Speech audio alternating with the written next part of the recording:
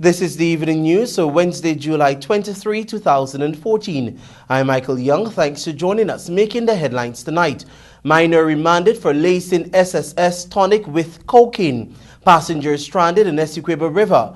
PNCR Disciplinary Committee commences hearings into the Kissoon-Clark controversy.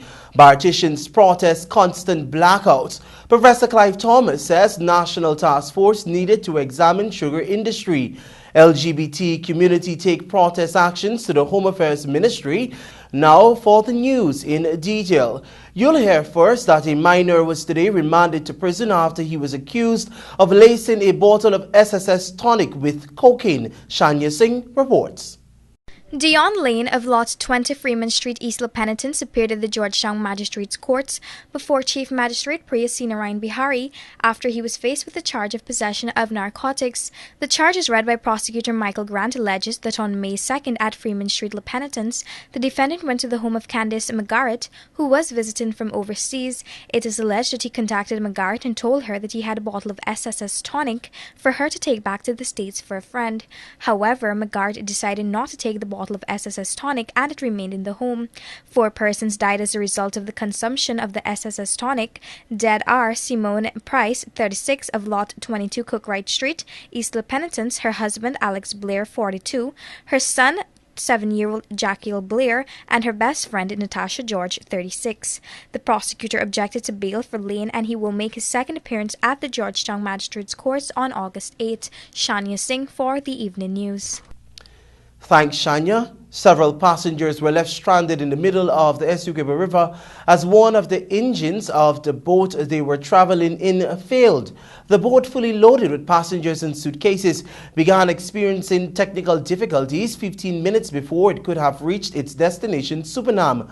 The boat was powered by 2 engines, and after one failed, it slowly began to drift further and further in the river.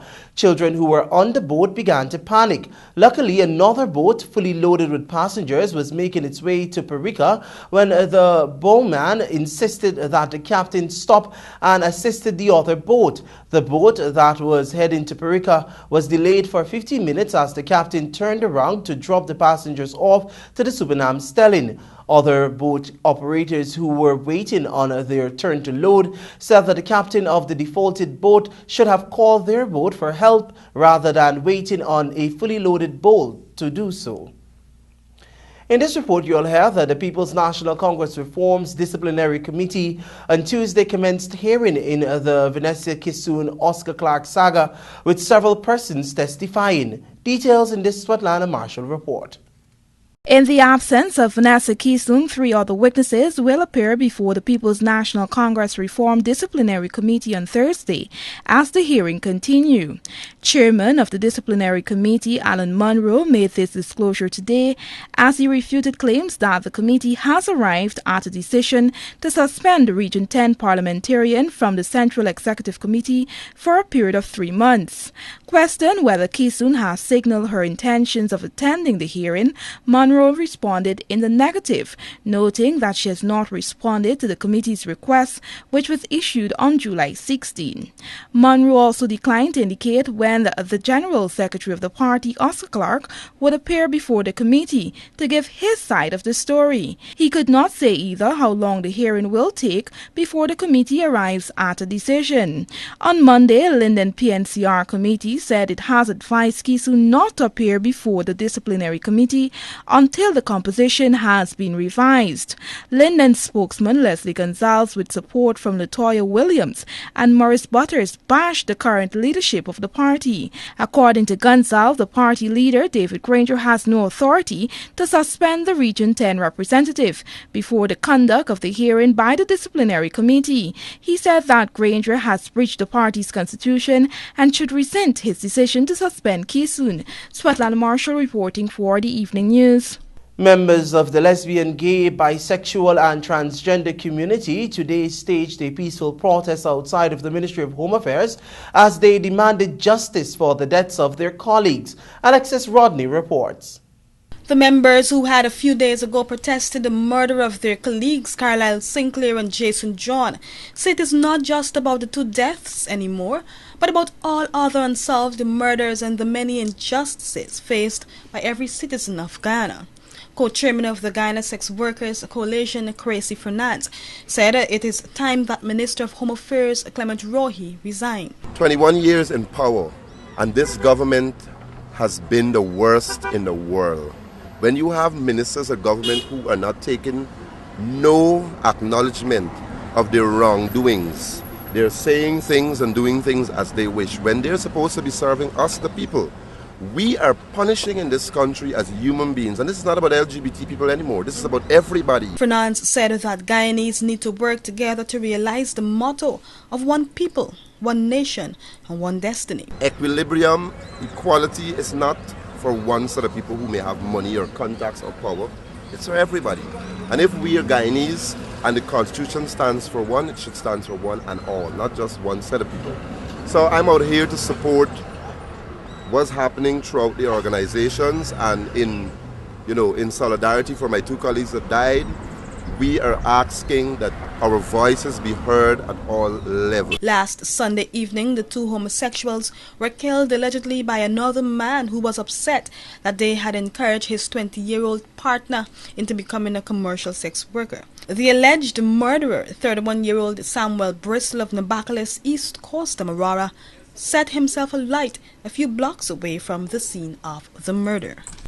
Thanks, Alexis. 3 weeks of constant power outages in Bartica Region 7 spurred protest actions by residents today.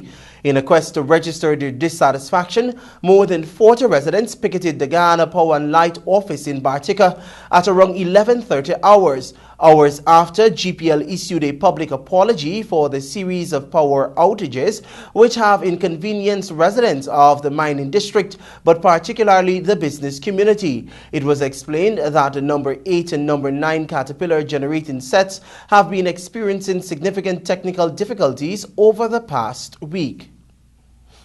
As Guyana's sugar industry continues to crumble with its decline in production cost and rise in debt, economist Clive Thomas says there needs to be proper consultation at every level if there is any hope of it coming out of the slums. Alexis Rodney reports. Professor Thomas has expressed deep concern over the state of Guyana's sugar industry, revealing that some fundamental decisions will have to be made about the future of sugar in Guyana. The economist said that he has been calling for consultations on the sugar industry for some time now and has even been expressing these concerns in his weekly column in the print media. However, he has not been yielding any successes. Now I've argued for a national commission or a national task force to examine the state of the sugar industry and to come to some agreement through consultation with the stakeholders and so on for a way forward. But I have nobody's taken it up, and I doubt whether it will be taken up. But I think that's the only way to go.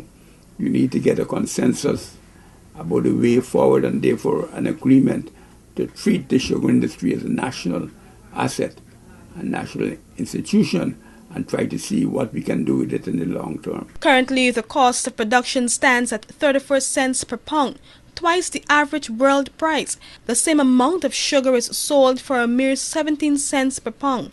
Based on that figure, Thomas said Guyana is losing out significantly as it is subsidizing funds to countries to which sugar is sold. We produce it at a higher price than we sell it to them, which means we're transferring income to them. If I can produce something at 34 cents and I sell you for 17 cents in Europe, it means I'm giving you the difference. Yeah.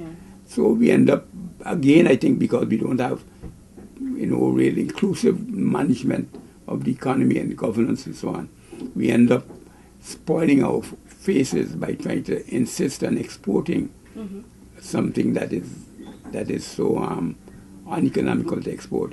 In this regard, he posited, it may be cheaper for Guyana to import sugar rather than produce it. And according to him, that is an alarming state to be in. It is obvious, too, that something is fundamentally wrong with the system, and there should be a reassessment from that point of view. Professor Thomas noted that the country may have to resort to taking public taxation to continuously subsidize the industry, since both its short and long-term debts, as revealed in Parliament, represent more than Ghana $92 billion. According to him, they have been like this since 2009. Professor Thomas said that the country has already made some bad decisions in the past, including the multi-billion-dollar investment in the Skeldon sugar plant. While that cannot be changed at this point, the professor said, unless something is done to refinance it, there will be little or no success. There's essentially no point crying over spilled milk. You don't get back the money. And therefore the question is what you want to do as you go forward. And I think from that point of view, we don't get enough of a discussion taking place in the country. Reporting for the Evening News, I'm Alexis Rodney. Government has finally selected several persons to serve on the GAISUCO Board of Directors.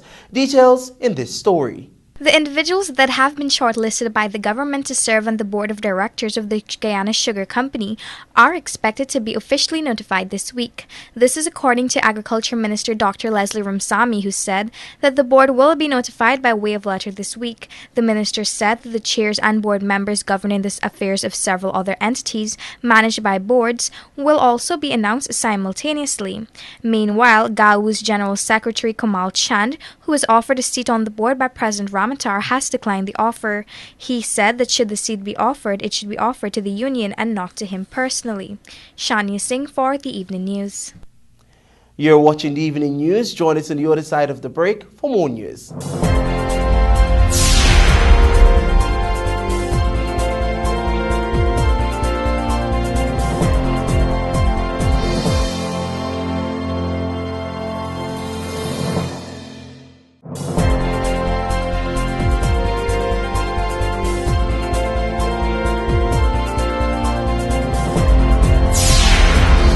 Welcome back. You're tuned to the Evening News. I'm Michael Young. 17-year-old Hakim Morgan and 20-year-old Rahim Ben today appeared at the Georgetown Magistrates Court before Magistrate Judy Lashman after they were faced with a charge of robbery under arms. It is alleged that on July 3 at Old Boys Town, they stole one bicycle valuing $18,000 and $2,000 from Julian White while being armed with half a scissors. Both men had pleaded not guilty to the charge when they first appeared at the court. Ben told the magistrate that on the day in question, he was walking along Hunter Street when he saw his friend Morgan and asked him for a drop, and while he was being towed, they were apprehended by the police. While Morgan told the court that he saw the bicycle on the court and picked it up. 17-year-old Morgan has been previously charged for a similar offense and was given a sentence of 56 months imprisonment, while Ben was given 24 months. Renowned economist Clive Thomas says that the recently established development bank by the BRICS grouping in neighboring Brazil last week is an answer to the prayers of developing countries. Let's find out why in this Alexis Rodney report. Professor Thomas, during an exclusive interview with the Evening News at his office earlier today, said that the idea has been long overdue, as economists in Caribbean and third world countries have been calling for the establishment of such a financial institution. He said that as an economist, he is happy that this achievement was made, as it opens up opportunities and even challenges the traditional order of large funding institutions such as the World Bank and International Monetary Fund. So it's an idea whose time has perhaps been long overdue. We had expected such a bank maybe half a decade or a decade ago. But we're very happy that this has taken place. It's a challenge to the established economic order where the IMF and the World Bank, together with what operating under what is called the Washington Consensus, sort of direct the operations of the global economy in the area of finance, international capital flows, trade, and development generally. Professor Thomas said there is, however, a huge difference between calling for the establishment of the bank, agreeing to formally establishing one, and deciding how it will operate in the future. While the establishment of the bank has its positives, Professor Thomas pointed out that one cannot speculate with any amount of confidence that it will represent a major breakthrough or whether it will be corroded like the other financial institutions. I think the major challenge facing the BRICS Bank is that it has to be careful that it doesn't end up seeking to partner what exists now, that is the IMF and the World Bank, and not to establish itself or seek to establish itself as an alternative to that. Thomas said that if the BRICS Bank wants to be different from the IMF and the World Bank, then it will need to establish a different method of delivering loans to the public as is used by those major financial institutions. Earlier this month, leaders of Brazil, Russia, India, China and South Africa launched a $100 billion development bank and currency reserve pool on their first concrete step toward reshaping the Western-dominated international financial system. The bank, aimed at funding infrastructure projects in developing nations, will be based in Shanghai, China, and India will preside over its operations for the first 5 years, followed by Brazil and then Russia. They have also set up a $100 billion currency reserves pool to help countries forestall short-term liquidity pressures. Reporting for the Evening News, I'm Alexis Rodney. The agriculture sector's 2014 to 2020 strategic plan received the endorsement of the Parliamentary Sectorial Committee on Natural Resources on Monday. A Partnership for National Unity Member of Parliament Joseph Harman, who is part of the committee, said moves to further diversify the sector is a step in the right direction. Harman made this comment shortly after Agriculture Minister Dr. Leslie Ramsamy gave a detailed presentation of the strategic plan. The 2014 to 2020 agriculture sector strategic plan has been crafted to increase the rate of exploration in Guyana while simultaneously putting the requisite systems in place to reduce importation, particularly of food. Agriculture Minister Dr. Leslie Ramsamy says that he supports the calls for the establishment of an agricultural development bank. Here's why in this report. Agriculture Minister Dr. Leslie Ramsamy today added his voice to the number of stakeholders in the agriculture sector calling for the establishment of an agricultural development bank. But Ramsamy told stakeholders gathered at a seminar today that this was not a task for the government. The minister also stated that a revolving fund being developed in the rice and other risk sectors would also be a welcome venture. 2 weeks ago, the Alliance for Change piloted the call for the establishment of a revolving fund. AFC's leader, Kimraj Ramjatan, said that a fund was needed to offset the unprecedented expenses often faced by the rice sector. Meanwhile, a Partnership for National Unity had also made statements calling for the development of a special bank to deal with the agricultural sector. For the Evening News, Jalicia Pinder. Prime Minister Samuel Hines says that it is the government's and the stakeholders' expectations that the telecommunications bill will be passed before the year ends. Details in this Gomiti Gangadin report. Speaking to Evening News via telephone on Tuesday afternoon, Hines said that the Special Select Committee met last evening, but there are at least 5 more meetings which must be held before the bill leaves the Special Select Committee and is taken back to Parliament to be voted on. He noted that the 2 telephone companies, Digicel Inc. and Guyana Telephone and Telegraph Company, GTNT, have met with the committee and submitted their various proposals and recommendations. He said, however, that these documents amount to more than 500 pages each, and as such, much time will have to be taken to peruse the documents, consult with the parties, and follow other procedures before it is again presented in the National Assembly. He, however, did not disclose any of the recommendations or proposals which were put forward. Meanwhile, the Guyana Telephone and Telegraph Company said that it remains optimistic that the new telecommunications bill, when tabled again in the National Assembly, will receive the full support of the House. GTNT's Chief Executive Officer Radha Krishna Sharma highlighted that the passage of the bill is vital for Guyana if it is to advance technologically. The Telecommunications Bill was tabled along with the Public Utilities Commission Amendment Bill on August 9, 2013. Since the first reading of the 2 bills, the second reading has been deferred several times as the government continues to hold discussions between the 2 telecommunication companies. Reporting for the Evening News, Gomiti Gangden. Head of the Presidential Secretariat and Cabinet Secretary Dr. Roger Luncheon has announced that the Specialized Organized Crime Unit, SOCU, is expected to be in operations within 14 weeks. Here are the details in this report. Head of the Presidential Secretariat, Dr. Roger Luncheon, has disclosed that the Cabinet on Tuesday approved a turnkey approach to the operationalization of a SUCO office in Guyana. He made this disclosure at the post-cabinet briefing on Wednesday, during which he announced that SUCO will be located south of the Central Immigration Office on Camp Road.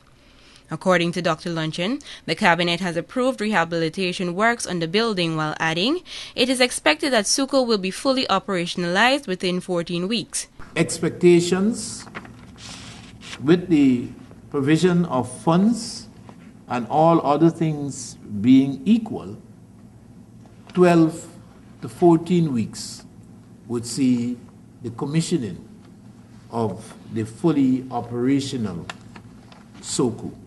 Dr. Luncheon further stated that the cabinet had also approved a 5-member investigative panel to staff SUCO. Additionally, the HPS added that there is an interim search for temporary accommodation in order for the investigative and persecutory work to commence against money launder offenders. Cabinet did indeed propose the temporary assignment of office space at a site to be determined that would allow the immediate entry into operations of the investigative and the prosecutory arm of SOCU.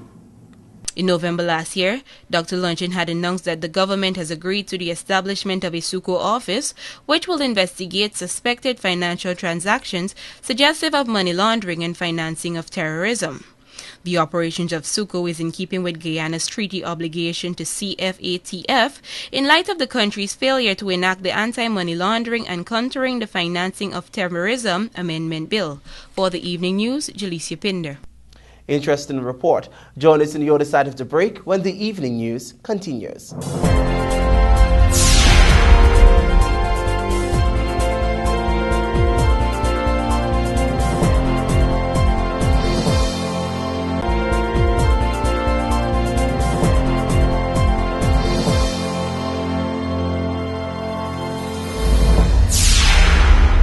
Welcome back. Thanks for staying with the evening news. In this report, we hear that the government is calling on the Ghana Elections Commission to prove that it is in a state of readiness to host local government elections. Details in this story. Head of the Presidential Secretariat, Dr. Roger Luncheon, threw out a challenge to the Ghana Elections Commission to prove that it is ready to host both local government and general elections. This was done at the post-cabinet media briefing on Wednesday, when Dr. Luncheon said that GECOM should submit a status report on its readiness, as it claims. GECOM should provide a timely and a more exhaustive status report on its readiness and its preparedness for local government as well as general elections. Yes, Dr. Serge Bali, Guyanese and Cabinet has heard and cannot be unmindful of your exhortations that yes, we are ready. On the other hand, Dr. Luncheon noted that the claims and objections period has a pre-qualified date, which is valid until October. According to the Cabinet Secretary, this is a sinister move by GECOM, since it will force the President to call elections within that time frame. It seems to be a view that this might be a march that GECOM is pulling by seeming to set the election date, at least the outside election date. Because without a declaration, by setting a qualifying date that confers obligatory a period of validity of a list, then it's saying if you want to use that list, Mr. President, you have to call elections within this period of time, which essentially has rendered, it is marginalizing the constitutional role of the president in making that declaration for general elections. Over the past year, there has been numerous calls for the hosting of local government and to some extent general elections. While GECOM has claimed that it is ready to facilitate the elections, government has expressed concerns over its state of readiness. The University of Guyana's Administrative Council on Tuesday unanimously voted for the current tuition fees to be increased come September. The adjusted fee applies to both new and continuing students who are pursuing programs which previously attracted a fee of $127,000. Registrar of the University of Guyana, Vincent Alexander, disclosed that the administration will be implementing the increases from the new semester, which begins in September, since they are of the view that it is the best course to take if the university is to survive in the coming days. According to him, the application of the new fees was determined following a series of consultations held with current students and other stakeholders in June 2014. According to a release from the institution, continuing Guyanese students will be required to pay an increment increase beginning with $130,000 in 2014, $145,000 in 2015, and $160,000 in 2016, in addition to the $50,000 facilities fee, which replaces the various miscellaneous fees they previously paid. However, the fees for master's, postgraduate, and bachelor's degrees program have not been adjusted, but the students pursuing these will be required to pay the facility fees of $50,000. The new Guyanese students who will be commencing studies from September at the institution will be required to pay $210,000, inclusive of the facilities fee for most programs except for those that were listed above. Meanwhile, though the fees for foreign students have not been adjusted, they will be required to pay the US $250 facilities fee instead of the various miscellaneous fees which they were required to previously pay. The university's administration said that while it is aware that many of its students and their families find it difficult to finance tertiary education, they can only continue to deliver it to the students if the university is able to cover its operational costs. Meanwhile, the increase has received mixed reviews from various stakeholders across the board. While a large number of students, particularly those at the Tain campus at Berbice, have rejected the idea of an increase, other stakeholders have endorsed the move by the university. For the Evening News, Gomiti Gangadin. As news of Habib Khan's passing rippled through the performing arts corps, many of his colleagues and friends called for him to be bestowed with a posthumous award. Details in this story. Habib Khan's colleague and friend Lyndon Jumby Jones said that while Khan would be remembered for his daring contributions, he is deserving of a national award. He said that while Khan was not the recipient of any accolades for the role he played in the development of Guyana's theatre, he's clinging to the hope that Khan would be honored with a posthumous award. Expressing a similar view was Kerwin Mars, also known as Sir Mars. Mars stated that it was tragic that Khan was not in receipt of a national award prior to his passing, given the colossal contributions he would have made to the local art scene. Mars said too that in all of Khan's performances, there has always been an underlying message that his audience could relate to. Nicknamed the Ambassador of Comedy, veteran comedian and stage actor Habib Khan passed away at age 78 on Tuesday morning. According to the man's son, David Khan, his father had been suffering from asthmatic bronchitis for quite some time, and it is supposed that he succumbed to that. For the Evening News, Jalicia Pinder. Yamkumiran Bisoon, a mother of 6 children of Lot 3, Phase 2, Good Hope, East Coast, Demerara, is the proud recipient of a brand new 2-bedroom home courtesy of the benevolence of Food for the Poor, Guyana. Bisoon, whose 1-bedroom house was devastated by fire on April 15, stated that even though her house was very small, she lost hundreds of thousands of dollars as it was well furnished with a variety of household items and appliances. In an invited comment, Bisoon said the the acquisition of the new home would assist the family immensely. She further stated that without the assistance from Food for the Poor, she would have not had anywhere to stay and was extremely grateful for the Food for the Poor's timely intervention. Apart from the house, Bissoon also received 3 mattresses and a 5-gallon bucket of paint to paint the interior of her house. Exclusive Styles has rebranded as it's launched a new store, and marketing director Michael Ali plans on making it a whole new shopping experience. Details in this report. What was known as Exclusive Styles has been rebranded and relaunched. The new name of the store is now Exclusive, with the slogan "Indulge in True Fashion" attached to the name. So what we've done is that we've amalgamated Exclusive Styles and Foot Styles. So we've brought the two stores together. So you have about 8,000 square foot in total of retail space. So we brought the store together. There are now 17 employees, roughly, thereabout, at the one location. Exclusive features a line of ladies and gents clothing and accessories which can be found on the ground floor. Footwear, children clothing, accessories, and an entire section dedicated to sports clothing and gears can be bought at the top floor of the building. Exclusive is the authorized distributor for most of the brands and is said to be working towards authorization for the other brand name companies. We've added a few lines that we had before. So now we have more of what we had, and we have different lines like our JLO line, our fitness, and our gym wear, gym line, that kind of thing. So right now that's what we've done with Exclusive Styles. The new facility is designed to enhance and delight the senses while shopping. For this new look, what they can expect is a first world feel. The photos that I've already sent out, everybody's saying it looks like a store somewhere in the US or in another part of the Caribbean. So what we've done is that we've brought that real world or that first world feel to Camp-in Regent Street, to Guyana. So it makes it, it looks a whole lot better. From the outside of the store to the inside, the decor is designed to appeal to the eyes. It's designed to make you comfortable when you're shopping. Shani Singh for the Evening News. You're tuned to the Evening News. Join us on the other side of the break for more news.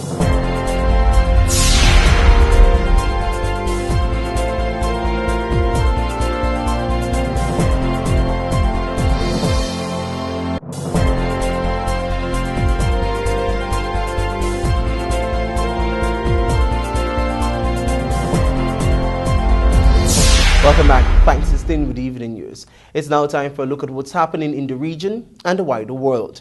CARICOM Reparation Committee Chairman Professor Hilary Beckles said Great Britain has a moral obligation to compensate Caribbean nations for the sins of slavery. Addressing the House of Commons in the British Parliament last Thursday, Professor Beckles said CARICOM governments, like the government of Great Britain, represent nations that are independent and equal. He said as such they should proceed on the basis of their legitimate equality without fear of retribution in the interest of humanity and for a better future. It was the British Parliament that prepared the basis for the evil system of slavery, enabled emancipation from slavery, and made independence from colonialism and empowering reality. Now, still in the region, the second tropical depression of the Atlantic hurricane season is expected to approach the leewards and windwards tonight, the U.S. National Hurricane Center said in its latest advisory today. The depression was located about 550 miles, 885 kilometers east of the Lesser Antilles, with a maximum sustained winds of 35 miles per hour, which is 55 kilometers. The Miami-based forecast agency said it warned that the depression is expected to degenerate into a thorough of low pressure on Thursday. Now, internationally, Johns Hopkins Hospital in the United States of America in Maryland has agreed to pay US $190 million after some 8,000 women joined a legal case claiming a gynecologist had secretly recorded them. Dr. Nikita Levy, who killed himself last year, reportedly used cameras in pens and key fobs to tape patients. Lawyer Jonathan Sakor said that all of the women had been brutalized and described it as a betrayal. The settlement is believed to be the largest of its kind in U.S. history. The hospital said in a statement that one individual does not define Johns Hopkins. Levy's misconduct was first brought to the light by a colleague who saw a pen camera around his neck. Authorities later discovered more than 1,200 images and video clips of patients on the hard drives in Levy's home. The women also alleged that Levy ordered an excessive number of invasive exams and engaged in inappropriate physical contact with them. It's now time for a look at your bridge reports. The Demerara Harbour Bridge is expected to be closed from 14 hours 30 on Thursday, July 24, 2014 for a period of 1.5 hours. The Berbice River Bridge is expected to be closed from 15 hours 15 on Thursday, July 24, 2014 for a period of 1.5 hours. Join us on the other side of the break for your sport news.